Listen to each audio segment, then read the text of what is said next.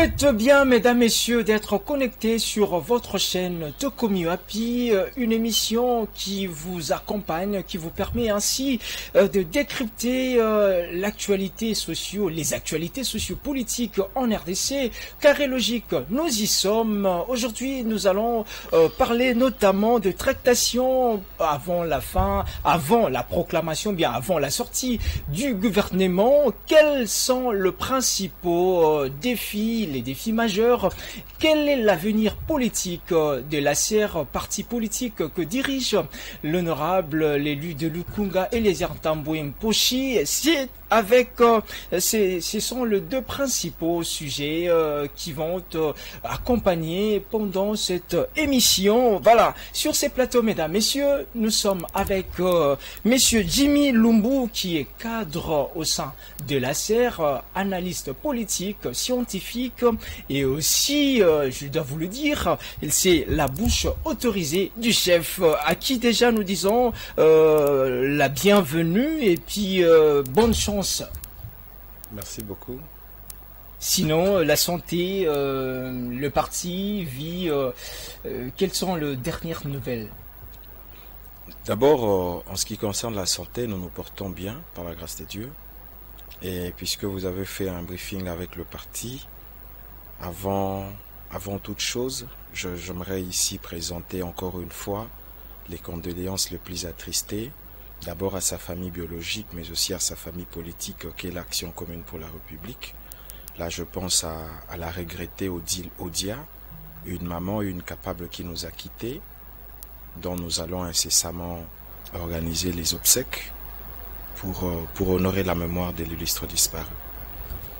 Paix à son âme, on prend d'abord ces deux petits biscuits avant d'entrer dans le vif de ce qui a été prévu pour ces deuxième numéro d'information, ces deuxième numéro d'émission Carré Logique, une production pure de Tokomi Happy Télévision.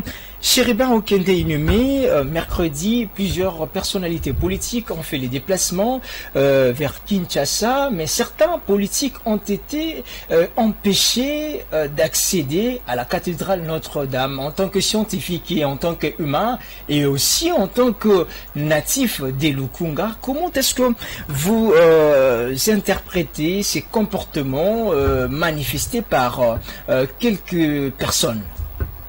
D'abord, je dois vous le dire, je suis un peu dérangé dans ma posture quand il s'agit de mettre un point de vue en ce qui concerne le décès ou encore en ce qui concerne le dossier Chéribin Okende. Je veux ici rappeler, au-delà du fait qu'il soit une personnalité politique ou personnalité publique, pour moi c'est un voisin de quartier. C'est un aîné qui est parti, un bon père de famille que je connais dans le quartier. Alors je veux m'abstenir de tout commentaire politique, sinon je donnerai un avis d'ordre social si vous le voulez, parce que nous vivons dans une communauté. Vous le dites tantôt, ce qui a été constaté, je crois hier mercredi, je ne dirais pas que cela laisse à désirer. Vous savez, dans un contexte de deuil, et aussi, il faut voir le contexte qui a emmené à la disparition de l'élu que nous avons tant regretté depuis juillet dernier. Je crois que on peut observer dans le comportement du commun de mortels un ras-le-bol. C'est leur façon de s'exprimer. Libre à eux de le faire, mais j'aurais souhaité que le service de sécurité tiennent aussi à la protection des officiels. C'était dans une cathédrale, dans un lieu de culte, un lieu de messe. On pouvait à un certain moment organiser les choses de manière à éviter ce dérapage. Bon, on l'a déjà consommé. Je crois que tout ce que nous pouvons dire maintenant, c'est que l'âme de l'illustre disparu repose en paix. Et puisque nous parlons toujours de ces dossiers, déjà, ce jeudi, on nous signale que l'ancien ministre, le député national Modero Nsimba, devrait en principe comparaître sur cette affaire, l'audio qui a fuité, qui continue de faire polémique. Un petit commentaire, comment est-ce que vous voyez déjà les choses se dérouler? Est-ce que il n'y a pas là, on peut dire, une mainmise, une caporalisation de la justice comme ça? Mainmise, caporalisation de la chose, je ne sais pas confirmer l'un ou l'autre. Est-il que je n'ai pas entendu cet audio en intégralité? Je ne sais même pas, en tout cas vous allez m'accorder ces refus polis. Je ne vois pas comment interpréter ce qui se passe, mais parce que nous sommes dans une république, nous sommes dans un État organisé, vous l'avez dit tantôt dans votre question, que l'ex-ministre, député national et tout ce qui va avec, va être entendu. C'est à l'issue de cette audition que nous autres, communs de mortels, saurons de quoi il est question. À ce stade, je m'abstiens de tout commentaire parce que le nœud du problème n'est pas encore cerné. J'ai entendu les gens dire qu'il y a un audio qui circule dans les réseaux sociaux et autres, mais la quintessence m'échappe, mais aussi l'originalité, je ne l'ai pas. Alors, de ces deux points de vue, je ne peux pas commenter un dossier qui n'est pas contrôlé par qui que ce soit. Merci beaucoup. Parlons-en maintenant en tant que scientifique. Je vous ai présenté tantôt. Vous êtes scientifique, vous êtes porte-parole de l'honorable Lézère. Vous êtes. Mais ici, on voudrait d'abord savoir la formation du gouvernement. Comment est-ce que quelle lecture faites-vous de ce timing déjà qui passe sur les tractations politiques avant la formation du gouvernement? Qu'est-ce qui bloque? Parce que déjà on nous disait que Kabouya avait fini son travail, mais jusque-là on sent qu'il y a encore des pesanteurs. Comment, dans votre lecture de scientifique, vous voyez les choses se dérouler? Est-ce nous sommes dans les bons ou bien nous sommes en train de se leurrer? Non, je crois que point de besoin de spéculer au regard de cette question, parce que vous êtes sans ignorer qu'aussitôt nommé, l'informateur a mis en place une équipe de collaboration et a en même temps entamé les consultations, si vous me permettez l'expression. Il a, j'ose croire, il a terminé avec toutes les forces en présence, et au moment où il déposait son rapport auprès du chef de l'État, c'est à ce stade-là que une autre dimension se rajoutait dans l'émission qui suscite encore polémique, lui dévolue par le chef de l'État. Je crois que c'est à ce stade qu'on s'en tient. L'informateur qui a entamé il y a peu la deuxième dimension ou le deuxième volet de sa mission, je crois qu'il a dit, il est maintenant question pour lui, après avoir consulté toutes les forces politiques qui ravivent la législature en cours, la 4e législature donc, sont invités à discuter avec l'informateur cette fois-là pour lui permettre de mettre en place et permettre à l'informateur en même temps de déposer sur la table du chef de l'État des éléments programmatiques en lise avec le prochain gouvernement. Je crois que c'est à cela qu'on devrait s'en tenir. Et vous dites parfois ou tantôt qui se serait glissé une confusion dans le chef du commun de mortel. Du commun de mortel, informateur et puis formateur, on ne sait pas. Ben, on laisse faire comme ça. Je crois que c'est au chef de l'État de confier la mission à qui il le veut. Est-il que constitutionnellement, lorsqu'on aborde la question en rapport avec le formateur, non pas l'informateur, le formateur qui suscite également confusion, on fait allusion exactement à celui qui devra diriger le prochain gouvernement. Mais bon, on n'en est pas encore là. Augustin Kabouya a été officiellement nommé informateur. De ce fait, député national élu, je crois qu'il est en train de remplir les missions d'informateur, officiellement. Si est-il qu'il est formateur, je n'ai pas des éléments en position parce que il faudrait attendre l'issue des échanges pour voir si réellement c'est de ça qu'il est question ou pas. Mais je dois rappeler ici que dans un état où les choses sont faites selon le respect de l'art, le formateur, c'est celui qui devra diriger le gouvernement.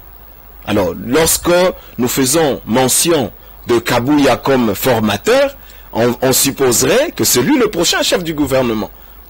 Est-ce nous en sommes là? Je dis non. Je dis non. Mais voyons déjà, comment nous avons Kabouya qui rassure que l'UDPS, c'est bien l'UDPS qui sera à la primature. Attendez. Ceux qui pensent ainsi n'ont pas tort. Attendez, monsieur le journaliste, ne versons pas dans une confusion. Augustin Kabouya est en même temps président ad interim d'un parti politique, UDPS en soi. Ok?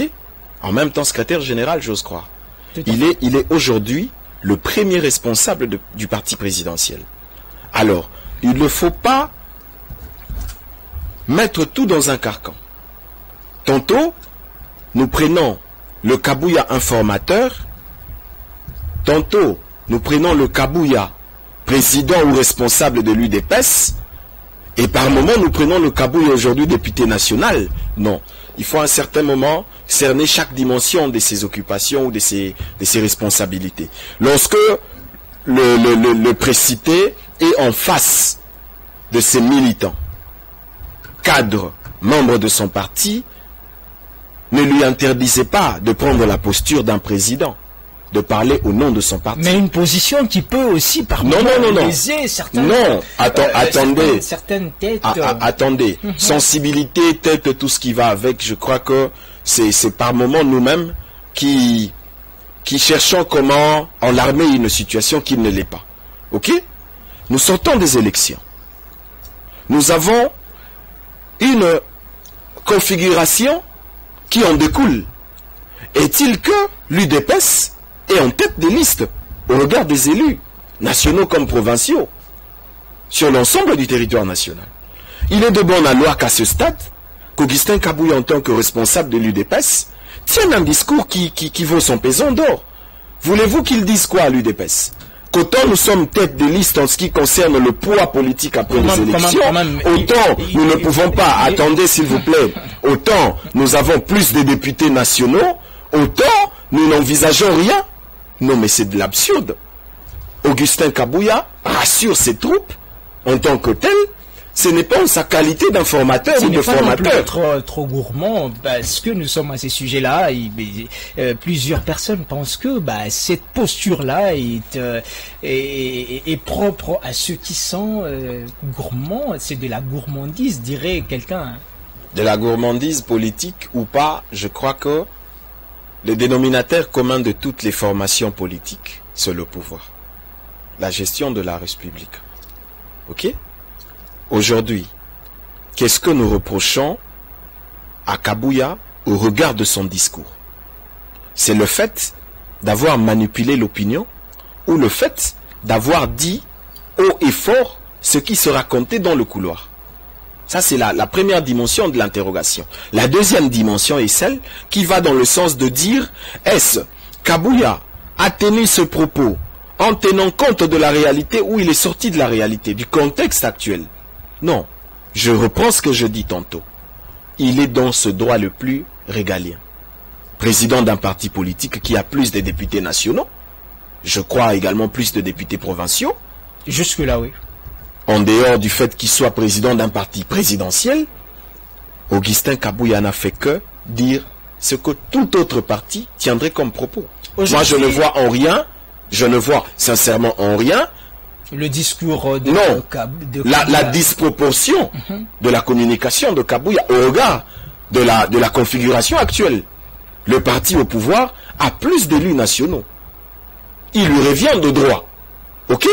Sur le principe parlementarisme tel qu'énoncé. Nous sommes dans un... Je lisais un auteur qui a dit les gouvernements actuels ont beaucoup plus la connotation parlementaire. Ça veut dire, à l'issue des élections, législatives nationales, on déchire ou on reconstruit les tissus gouvernementaux. C'est-à-dire quoi?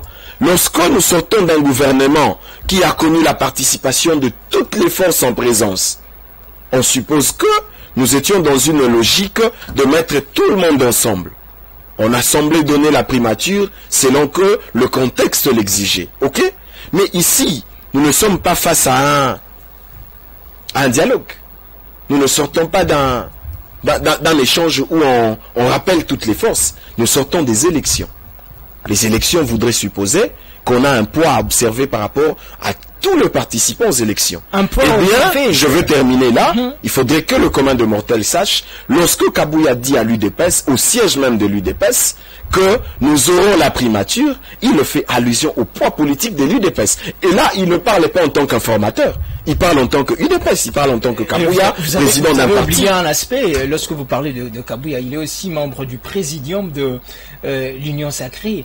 Une petite question encore avant de passer à notre deuxième thématique, c'est que comment Félix Tshisekedi, voyez-vous, il peut gérer les ambitions au sein de l'Union Sacrée pour que, à l'issue de la formation du gouvernement, qu'il n'y ait pas des voix mécontentes disant que on n'est pas satisfait. Quelle stratagème, quelle astuce pourriez-vous proposer à ceux qui sont en interne et au président qui est l'autorité suprême de l'Union Sacrée, l'initiateur, pour qu'il n'y ait pas de mécontents ou qu'il n'y ait pas une dislocation au sein de l'Union Sacrée? Je crois que implosion, dislocation et autres sont des expressions qui ne sont pas à l'ordre du jour. Mais quand même, il y a un risque. On ne peut pas satisfaire tout le monde. J'en arrive. Au regard de l'avarice politique qui anime certains acteurs, il est évident que les frustrations soient constatées ça et là. Il est évident. À ce jour, je n'ai pas de précision, je n'ai pas de chiffres en tête de combien de formations politiques ont concouru aux élections et ayant remporté un ou plusieurs sièges. Je crois que c'est de cette ossature qu'il sera question pour le chef de l'État d'essayer de voir dans la mesure du possible comment faire route ensemble. Ok? Mais bien, lorsque nous sommes dans une démarche tendant à mettre les uns et les autres dans une marmaille gouvernementale, il faudrait alors faire appel au pouvoir discrétionnaire du chef. C'est à lui le choix. C'est à lui que revient l'appréciation des acteurs, exactement au modèle d'un coach d'une équipe de football. Vous n'allez pas lui imposer un joueur parce qu'il fait renom ou il fait rage. C'est lui le technicien, c'est lui le tacticien. Au nom du poids politique, même si le chef ne voulait pas, au nom du poids politique. S'il vous plaît. Poids politique suppose quoi? Poids politique suppose qu'on a des députés nationaux qui siègent. Ok? Poids politique suppose quoi? Poids politique suppose que nous représentons quelque chose dans le chef de la population. Mais aujourd'hui, vous allez m'opposer quel parti qui a le plus de députés? Vous allez m'opposer quelle formation politique qui peut en elle-même, assurer la majorité de la responsabilité gouvernementale. Encore que même, tantôt nous parlions de l'UDPS. L'UDPS n'a pas la majorité. Raison pour laquelle vous avez vu le chef de l'État nommer un informateur. Au regard de ses missions, l'informateur vient pour définir une coalition parlementaire qui serait propre à accompagner le chef de l'État dans ses missions les plus régaliennes, notamment dans la composition du prochain gouvernement, et également dans la gestion de la chose publique. Alors, de ce point de vue, on ne peut pas aujourd'hui parler d'un certain poids dans la mesure où tous ont souscrit à l'accompagnement au chef au regard de la mise en place de ce que vous appelez Union Sacrée. Ok? Alors, si et seulement si les acteurs politiques congolais sont sérieux, sincères, et pris de bon sens et du patriotisme, je crois que c'est un débat qui ne devrait même plus faire surface. Mais déjà, puisque on dit que le chef de l'État ne peut pas, le gâteau apparemment n'est pas costaud pour satisfaire tout le monde. C'est quoi le gâteau? Les partages de pouvoir, le poste. C'est ça la maladie. Qui n'est pas assez suffisant. Maintenant, quels sont les principaux défis en tant que scientifique, en tant que politique, que vous pensez que le prochain gouvernement est appelé à relever afin de redonner vie, bien de l'espoir à ce quinquennat de Tshisekedi? La taille d'abord, la taille de ce gouvernement, et puis les critères de choix. Selon vous, ça peut être quoi? Je crois que... Au-delà du poids politique, bien sûr. Si. Je pense et j'ose croire que le contexte actuel exige au chef de l'État d'user de tout le pouvoir qui lui sont dévolus afin de se faire accompagner des collaborateurs sérieux. Je vais en tout cas marteler. C'est les plus importants. On a vu le premier quinquennat s'écouler. Et on a compris le faille. On a vu le point fort également le point faible. Mais je peux vous rassurer, le plus grand danger que nous avons, le plus grand défi, le plus grand problème, qui du reste ne date pas d'aujourd'hui, c'est depuis les années de l'histoire, c'est l'homme congolais. Il faudrait trouver un homme qui soit ancré dans l'action qu'il mène en faveur de son pays. Si Joseph Kabila, pour ne pas comparer quand même, dans son temps, disait qu'il n'a pas su avoir 15 bons collaborateurs, pensez-vous que ça sera facile pour Tshisekedi, qui déjà on connaît, on a une idée sur le bilan pour le premier quinquennat, il sera facile, il aura la facilité de s'entourer des hommes de terrain, les hommes sérieux, tels que vous le dites, c'est facile pour Tshisekedi, vous le pensez? Le Congo compte aujourd'hui plus de 100 millions d'habitants. Je crois qu'on ne manquera pas une cinquantaine qui va aller au gouvernement. Mais la loyauté pose problème quand même. Justement, puisque vous évoquez beaucoup de principes en même temps, c'est là que je reviens à la case de départ. Le chef de l'État a le devoir sacré de se choisir des collaborateurs sérieux parmi tant d'autres. Il y en a. À ce jour, il existe de Congolais sérieux. Des Congolais épris de patriotisme, épris du bon sens. Ceux-là qui peuvent, au-delà des avantages collatéraux, au-delà de ce qu'ils ont comme dû, se mettre au travail pour le bien-être de la population congolaise. Savez-vous, nous avons beaucoup de problèmes. Je veux peut-être, je ne sais pas moi si vous l'avez prévu ou pas. On a suivi dernièrement. Il y a eu écroulement d'un immeuble à la Gombe. Exactement, d'ailleurs, la rédaction a interviewé... Ce qui est clair, c'est le fait d'être dans une république où 4-5 jours après ce drame, on ne sait pas identifier le responsable. Mais on ne sait pas à qui appartient cet immeuble. On ne sait pas. Les enquêtes sont en cours, on a dit. Attendez, monsieur le journaliste, dans un pays sérieux, nous sommes en 2024. Comment vous donnez les titres, ok, foncier, à un inconnu? Ça devrait être identifié dans les minutes qui suivent. Ok? Vous donnez le permis de construire à un inconnu. On peut supposer ici que cet immeuble est tombé du ciel, érigé dans un espace, et voilà, après le drame, on ne sait pas identifier quel est l'ange qui l'aurait jeté là. C'est pour des raisons sécuritaires. Vous êtes de l'Union, j'ai évoqué cette question. J'ai évoqué cette question expressement pour dire que loin de l'Union sacrée, nous sommes tous Congolais. Nous avons le devoir de travailler pour le bien-être du Congo et de l'ensemble de sa population, si pas de son peuple. Ici, ce que nous sommes en train de demander, ou ce que nous sommes en train d'étayer, c'est les profils qu'on a besoin. Nous sommes dans un contexte très précis et particulier de notre histoire politique. Nous avons guerre à l'Est, nous avons infiltration en interne, nous avons recrudescence de groupes armés, nous avons une prolifération de tendance à vouloir perturber la quiétude et l'ordre national. Je crois que le gouvernement qui devra sortir sous peu doit être un gouvernement de responsables. Un gouvernement d'union nationale. Un gouvernement sérieux. Je ne fais même pas allusion à l'union nationale parce que c'est à vous d'élucider ce que vous entendez par union nationale. Je parle ici d'un gouvernement qui va être à la hauteur des défis auxquels le pays fait face. Voilà, donc Jimmy Lumbu qui est scientifique, Jimmy Lumbu qui est cadre de la serre, porte-parole de l'honorable président d'un parti, le parti suscité. Dans quel état d'esprit votre parti, l'Action commune pour la République, est en train comme ça de se préparer pour la sortie de ce gouvernement? Je crois que l'état d'esprit que Vous êtes serein? Non, j'ose croire que vous l'avez vous-même. La sérénité ne se cache pas.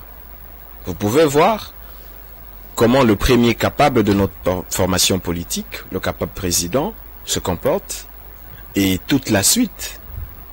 Je pense que nous venons des élections, comme je le disais tantôt. Chaque parti politique a ses élus. Chaque formation politique ayant pris part aux élections a aujourd'hui son poids à lui. Point n'est besoin de spéculer. Ok? Nous ne pouvons que encourager les efforts des uns et des autres allant dans le sens de protéger les intérêts du pays. Allant dans le sens de rassurer à l'opinion publique nationale, mais aussi internationale pour besoin de communication et consommation qui va avec, que le poids constaté après les élections est proportionnel aux responsabilités qui seront attribuées, en dehors du fait que le chef de l'État a son pouvoir à lui qui lui revient de droit. Bon, le parti politique se comporte bien, le parti politique continue à tenir ses activités telles que fait depuis son apparition. Vous avez certainement les informations que les échanges patriotiques continuent à connaître la participation d'un monde fou. Et je crois que c'est à cela que le parti est appelé. S'enraciner encore plus, pas seulement pour des questions électorales, mais aussi pour des questions de survie d'une formation politique. Nous sommes sereins. D'après certaines indiscrétions, le président de votre parti politique aurait, je préfère utiliser le conditionnel, aurait refusé une offre pour ce gouvernement, estimant que ça ne correspondait pas à son poids politique. Est-ce vrai cette rumeur qui déjà fait la une comme ça? Est-ce vrai d'abord? Et s'il ne faisait pas partie quand même dans ce prochain gouvernement, serez-vous prêt aussi à accepter les résultats ou bien ceux qui seront retenus sans lui? Je crois que ce qui nous caractérise, c'est notre sens élevé de patriotisme. Ici, nous ne faisons pas une course au positionnement des individus. Je le reprends. L'Action commune pour la République n'est pas dans la logique de la course au positionnement des individus. Je disais tantôt que nous sortons des élections. Le poids politique est défini de lors, constaté, et ce n'est pas l'imaginaire, c'est le concret. Chaque formation a son poids, chaque formation a aujourd'hui sa configuration. Ces députés que vous brandissez comme le poids politique, vous n'avez que 7 députés à peine. Vous avez 4 ou 5 à l'Assemblée provinciale. À Kinshasa, c'est ça que vous appelez poids politique? La logique voudrait que vous continuez à citer. Là, je ne citais que ces 2 petits exemples-là. Ce sont des exemples. Je vais revenir d'abord à ce que vous disiez tantôt. Rumeur, spéculation, qu'il aurait réfuté une offre. Non, nous ne sommes pas dans ce schéma. Et les uns ne pas dans le schéma d'obtenir mordicus un poste pour je ne sais quelle compensation. Non. C'est un acteur politique. Il a ses ambitions, certes. Il a également des choses qu'il ne peut pas faire. Il a également les seuils à ne pas franchir. Ce que vous dites tantôt, refuser ou refuter une offre, c'est de cet état d'esprit qui aujourd'hui nous emmène à de petits groupes de rébellion ça et là. Pourquoi? Parce que l'homme politique congolais s'est mis en tête qu'obtenir aujourd'hui et maintenant ou rien. C'est ça le grand piège. C'est ça le grand piège. Nous sommes un parti politique. Nous avons de l'avenir.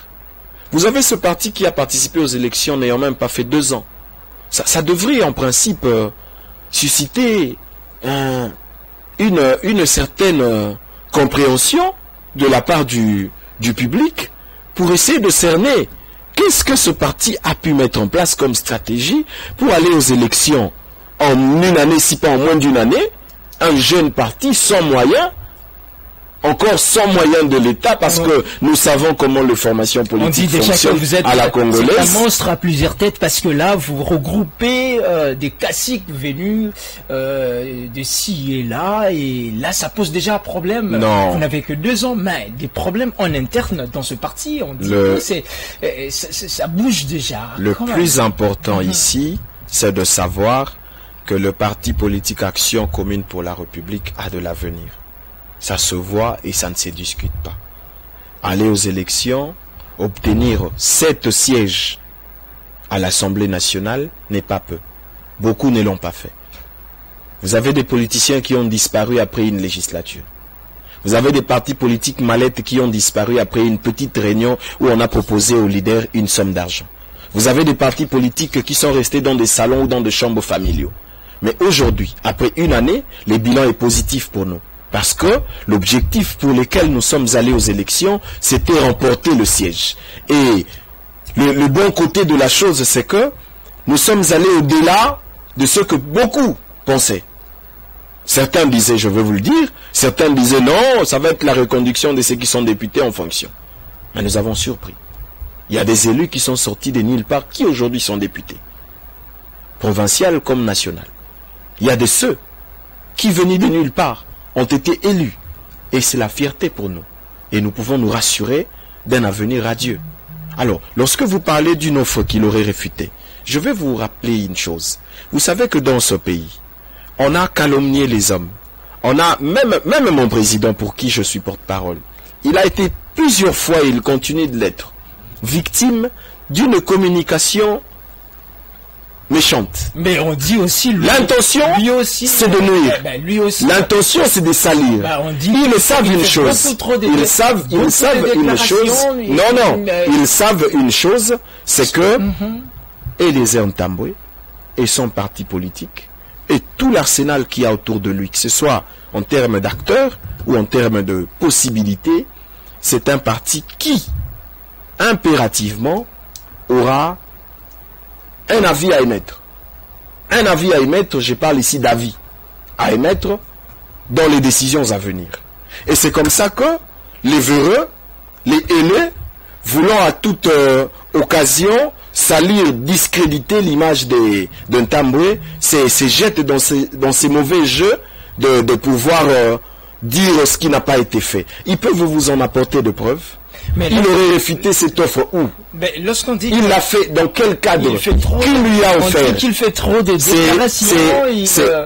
Par moment, vous, en tant que porte-parole, vous n'avez pas le temps de vous exprimer. Lui, non. Il est le seul maître à bord et il refuse. On ne sait pas qu'est-ce qui ne va pas avec lui. Vous pensez que toutes ces personnes qui pensent qu'il s'est écarté de la bonne voie, ces personnes-là sont contre ce qu'il est. C'est quoi la bonne voie selon ces personnes-là? Selon ces personnes-là, Eliezer Ntambwe, c'était quelqu'un qui disait la vérité au pouvoir. Maintenant, il est avec l'assiette, dans la cuisine, il ne sait pas dire les vérités en face. Il s'est perdu, il s'est écarté de la bonne voie. Ces personnes-là n'ont pas tort. Je pense que ces personnes se sont trompées des cibles et n'ont pas d'informations. Je vais donner quelques éléments. Eliezer Ntambwe dont on parle est député national. Ok? Il a presté en tant que député pendant le quinquennat passé. lors de la 3e législature. Je peux vous rassurer qu'il n'y a pas meilleur endroit pour un député de s'exprimer que devant la tribune de l'Assemblée nationale. À ce jour, si un bilan sérieux devra être fait, regarde la législature passée, j'ose croire qu'en ce qui concerne d'abord la prise des paroles dans l'hémicycle en faveur de la population, Ntambo serait classé premier. Premier parce que, plus d'une fois, il a toujours pris la parole pour dire haut et fort ce que les politiciens congolais n'osent même pas dire. Vous avez des preuves. Des vidéos existent, des images sont là. Il a présenté, il a présenté son mea culpa dans l'affaire 21 000 $, quand même. Mea culpa, je veux revenir à faire 21 000 $, j'en reviens. Je veux terminer la première affaire comme pour dire que c'est un meilleur élu. Meilleur élu pas parce qu'il a obtenu beaucoup de voix seulement, meilleur élu non pas parce qu'il a fait 5 ans, mais meilleur élu parce qu'il a rempli les fonctions lui dévolues.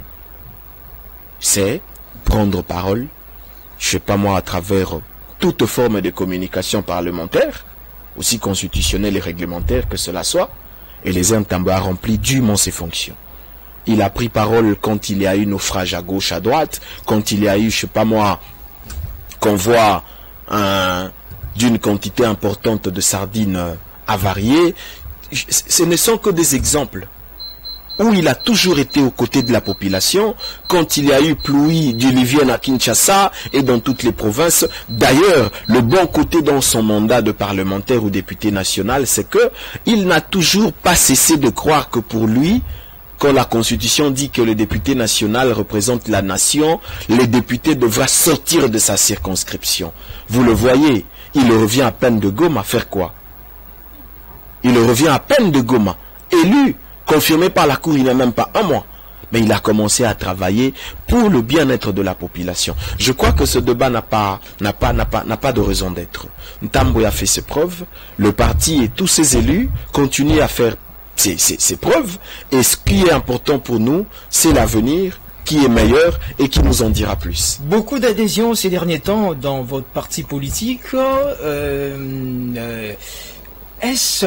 Ce sont des membres ce sont des adhésions, on peut dire, de membres sincères. Il ne s'agit pas là d'une bande comme ça d'opportunistes. Comment allez-vous gérer tout cet afflux-là de gens qui viennent vous encercler? Quelle politique mettre en place? Quelle politique que vous avez déjà mise en place pour gérer la foule qui afflue déjà dans votre parti politique, disons? Je veux rectifier un tir. Ces gens qui viennent ne nous encerclent pas. Il ne s'agit guère d'un encerclement. Ça, il faut vraiment l'extirper de façon aussi directe. Vous parlez de beaucoup, mais je dirais pour ceux qui savent le siège, beaucoup se paient. Il faut trouver un autre superlatif. Ce qu'il faut retenir, c'est que le parti vit. Le parti promet. Le parti suscite de l'adhésion. Le parti Action Commune pour la République provoque de l'émotion. C'est ce qu'il faut retenir. Il ne faut pas verser dans une communication négative comme pour dire que lorsqu'il y a plus d'adhésion, et attendez. C'est le seul parti? Non. Vous venez de dire tantôt, on n'a que 7 élus. Comment pensez-vous que les gens affluent vers un parti qui n'a que 7 et abandonner ceux qui en ont 12, 13, 20 et j'en passe? Non, le problème ici, je reviens. Le problème, c'est concilier le vrai aux besoins de la population. Le problème, c'est que la population a pu identifier le bel endroit où il doit se retrouver. C'est situé même. Des adhésions sincères. Tout à fait sincères. Je peux vous rassurer. On dit que vous avez été roulé. avec cette première expérience aux élections, on dit votre parti politique, l'ACR, a été roulé au sein de la plateforme 4AC. Vous, en tant que cadre de cette formation politique, vous partagez quand même l'avis de ceux qui pensent ainsi. Rouler au modèle d'une roue, ou comment? Rouler dans la farine. Vous savez, ce pays est riche, hein? Riche en tout. Ça me fait rire. Je ne sais même pas par où commencer. Rouler veut dire quoi? Qui a roulé qui? Les tenants de cette non. De cette plateforme. Attendez. C'est les peuples qui donnent les pouvoirs aux élus. C'est les peuples. Nous sommes allés aux urnes le 20 décembre dernier. Les peuples a fait ce choix. Le peuple a choisi ses dirigeants. Les regroupements, les formations politiques, les organisations politiques qui sont allées aux élections ne sont que de plateformes organisées pour canaliser les ambitions politiques des uns et des autres.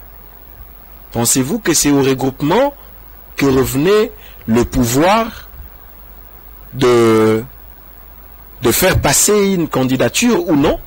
Non. Aller vers ces débats, c'est exactement remettre en cause le fait qu'il y a un peuple qui a élu ses dirigeants de l'autre côté. Rouler veut dire quoi?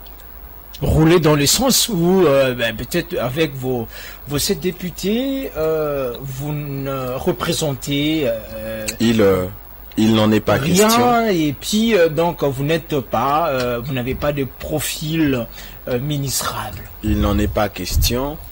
7 députés, c'est grand, c'est pas peu. Profil ministrable, je crois que ceux qui le disent se trompent, ne connaissant pas le parti ainsi que ses dirigeants et membres. Je peux rappeler à l'opinion, le regardant droit dans les yeux, que ce parti Action commune pour la République va porter la responsabilité de la gouvernance à venir dans ce pays. Parce que dans ce parti, on retrouve et on regorge des valeurs et des valeurs. Nous sommes allés aux élections, je peux pour une petite parenthèse, sans moyens suffisants, nous n'avons fait qu'à la hauteur de ce qu'on pouvait. Mais votre chef sans corruption, sans acheter au siège et autres. La candidature du chef de l'État, est-ce qu'il avait quelque chose en retour? Comment est-ce que vous dites que vous êtes parti sans argent alors que lui, il était dans le, selon les informations recueillies, il était vraiment dans le rouage, dans les journaliste de sur quoi vous l'êtes.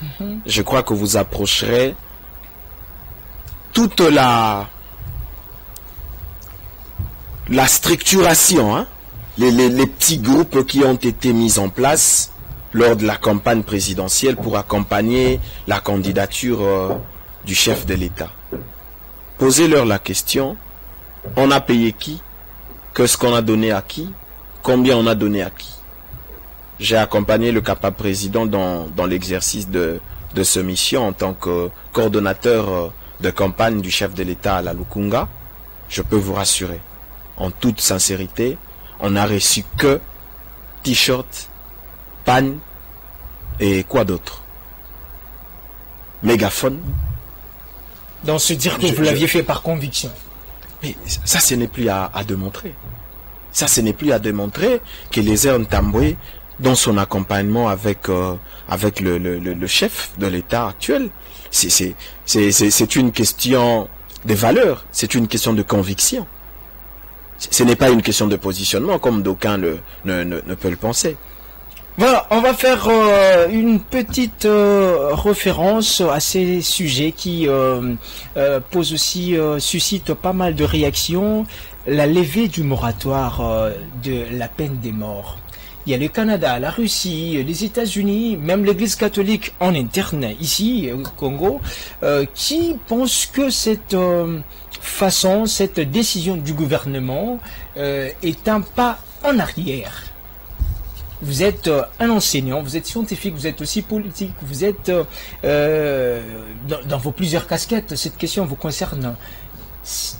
toute cette décision, toutes ces réactions, ne pensez-vous pas que nous ne sommes plus sur la bonne voie? Là, je ne parle plus de Eliezer Tambwe, non plus de son parti, mais je parle du pays conduit par Félix Tshisekedi au regard des réactions telles que entendues sur ces sujets.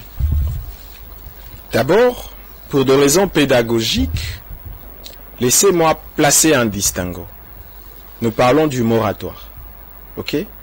Le moratoire, c'est une suspension temporaire, momentanée, non pas définitive. Dès lors qu'on va se mettre d'accord sur le postulat de base que je venais d'énoncer, l'on peut dire qu'il était impérieux qu'un jour comme un autre, que ce moratoire soit levé. Parce que c'était une mesure conservatoire définie dans le temps. Bien que le soit imparti, mais c'est une suspension momentanée. Ok? Non pas définitive. Ça, il faut le retenir comme ça. Et j'en arrive. Les uns disent que c'est un recul, les autres disent que c'est une avancée. Les autres disent que c'est une manière de protéger quand même, ou bien de sanctionner ceux qui trahissent la République. Vous savez, monsieur le journaliste, le droit a pour vocation autant le politique, organiser une société, une cité. Lorsqu'on met en place un arsenal juridique, ceci vaut sa valeur des régulateurs d'une société. Je vais aller vite parce que vous dites tantôt qu'on n'a pas le temps. Au regard du contexte actuel, je veux prendre le contexte actuel de notre pays et je veux faire un pont avec le contexte international. Certainement, les avis sont partagés. Pour ceux qui pensent que c'est un recul, cela s'appuie sur le droit international. Mais je peux vous rassurer ici que le droit international est dans plusieurs cas inexistant. C'est du folklore. Ok? Si pas un instrument des faibles. Dites-moi, aujourd'hui, que la mesure du moratoire venait d'être levée en République démocratique du Congo. Savez-vous combien de pays au monde, combien de nations à travers le monde maintiennent cette mesure? Combien de pays au monde ont jusqu'à ce jour, dans leur arsenal juridique, la peine de mort ou la peine capitale comme sanction pénale? Combien? Il y en a plusieurs. Mais chez nous, quand même, il s'est posé aussi une question de... Attendez. Le temps, c'était le moment voulu, le moment... C'est depuis 2003 que le gouvernement congolais a institué ce moratoire. Ça faisait exactement 21 ans. On suppose que le contexte nous l'a obligé. Je parlais tantôt du droit international, qui ne réagit que en cas de faiblesse. Le droit international n'est évoqué que par le faible généralement. Ok? Mais il y a également la situation qui prévoit en interne. Vous avez la guerre de l'Est. Je l'ai dit au début. Vous avez la prolifération de groupes rebelles qui le font au grand le jour. Dites-moi, c'est dans quel pays où on peut accepter que des individus prennent en otage des questions sécuritaires et de souveraineté d'un État? Le pouvoir politique devrait s'organiser. Et c'est un élément d'organisation. La levée du moratoire relève exclusivement de la responsabilité gouvernementale. Et ça a été fait pour des raisons idoines. Nous devons sauvegarder l'intégrité de notre territoire. Nous devons également pour des raisons pédagogiques arrêter l'hémorragie, donner à ceux qui voudraient s'aventurer dans ce jeu un élan juridique. Est-il que il n'y a pas que ceux qui vont trahir? Il y a également la délinquance juvénile qui aujourd'hui est une prédation sécuritaire. Je crois qu'un autre plateau spécial pouvait suffire pour étayer cette question. Revenir, exactement. Un dernier mot, parce que là nous sommes en train, on n'a plus le temps. Un dernier mot, une exhortation peut-être. Je crois que Ce qui est important pour nous, je l'ai toujours dit, c'est le Congo. Où que nous soyons, quoi que nous fassions, nous avons tous la responsabilité collective de protéger ce pays. Nous avons la responsabilité collective de permettre à cette nation de se développer. Telle est notre responsabilité collective. Merci. Quant à vous, je vous remercie pour le plateau. Merci d'avoir honoré notre invitation, Jimmy Kitenge, excusez, Jimmy Lumbu, cadre au sein de la CER, Action commune pour la République, porte-parole de l'honorable député Elézard Ntambo et scientifique aussi. Merci de nous rester fidèles. Suivez-nous chaque mardi de 17h à 18h50, jeudi 16h50 à 17h50 et samedi nous sommes là à 16h50 à 17h50 et nous allons toujours continuer à vous donner des informations en temps réel. Tokomi Wapi, merci pour votre soutien. Au revoir.